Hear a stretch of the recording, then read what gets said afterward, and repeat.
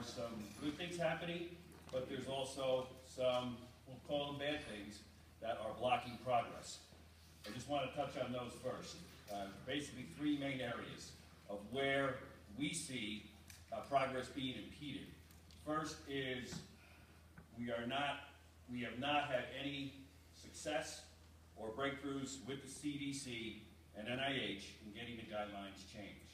It's not for lack of trying. The congressman and others, representatives, have met directly with the head of CDC, with the leadership of NIH. They've had hearings on Capitol Hill. We've done forums. But at where we stand today is, we all know that's a major problem, and it has not been resolved, and we're hoping for good things in the future. We're going to keep trying, but that's something at the federal level that is really a top priority for all of us.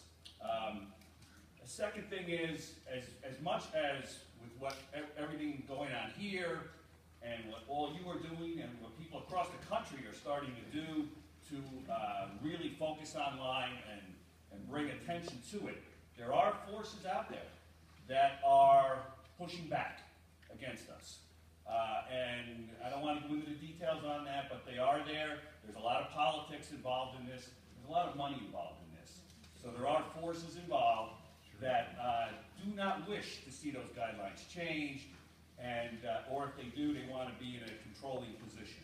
So suffice to say that our side, in our opinion, our side has the momentum and is growing. But there's still significant resistance that we have to deal with. The third thing, and this could be part of the first two problems, is the reality in Washington is there's just not enough interest in Congress or the administration for that matter. And the reason is, in a lot of parts of the country, Lyme disease is not on the radar in any big way. So that is just something that we have to deal with. We're trying to increase awareness. The congressman works with his colleagues. Senator Gillibrand, Senator Blumenthal on the Senate side are really pushing as well. But until there is really national level interest where congressional representatives in the Senate and House hear from their constituents across the country that this is an issue, it just makes it harder. Right now it's perceived as a regional issue, but that's starting to melt. As you heard from Holly and Chris, and Dr. Horowitz and others, this is spreading across the country, certainly globally, so the interest level is rising. So those are the three main problem areas that we're running into, the congressman's running into down there, just to clarify that. However, the good news, there is some good news coming. And a lot of it is thanks to grassroots efforts like this and some of the great work being done by a lot of people here. Our office, basically, we see two major thrusts for Lyme disease, tick-borne disease, the whole arena. The first is an increase of federal resources for research and new ways to test. Research at a lot of different levels, not just testing, but actually the ticks themselves, going after them, treatments, anything having to do with this. There is a focus on increasing resources, money, to get into the right hands for this issue. It's not easy. We all know. We're running a huge deficit. Budgets are tight. Everybody wants money for their particular issues. So we're having to fight an uphill battle there, but it is being fought, and we're starting to have some success. The second is an increase in the pressure from Congress, from DC, on the medical, scientific, insurance communities to recognize chronic Lyme and all the things that go with that is real and has to be addressed, as we saw today from all the speeches and the facts that you're seeing here. This has to be addressed. So those are the two major thrusts: increased resources and increased focus on the chronic Lyme condition and everything that goes along with that with tick-borne diseases. I mentioned that we've had some hearings.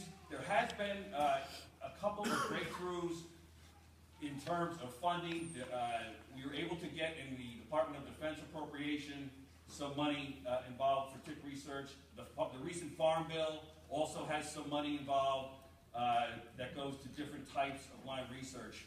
But you saw the slide that Holly put up earlier that showed the relatively small amount of money compared with the vast sums that are being spent on other diseases. So, there's our challenge. We just have to make sure to focus and get approval and get bills in Congress passed that will increase that funding. So that's the last point I want to talk about. Congressman Gibson currently is the lead author on a new bill that we expect to be introduced into the House. We're also working with the Senate on this, which will really be the first Lyme tick-borne disease-oriented bill in Congress. And there's a lot of momentum behind this right now. Leadership is behind this. We're working with the administration, working with our partner. This is a bicameral, House and Senate, bipartisan bill, because I think there's definitely a growing realization that something's got to be done. So I can't get into many of the details right now because the bill is in the final stages of negotiations, but we do expect it to be coming soon, and we're hoping that by the end of the year, if not sooner, it will end up on President Obama's desk for his signature. If that does, if